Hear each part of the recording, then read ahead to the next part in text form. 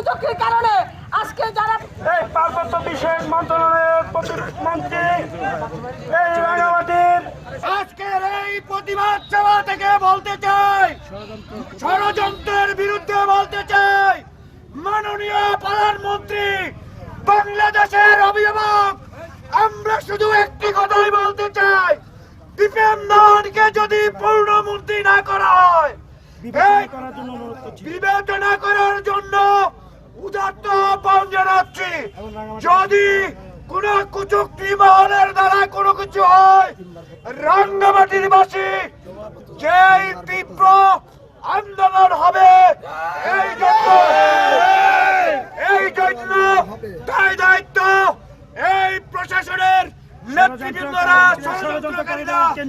ষড়যন্ত্রকারীরা নিতে হবে।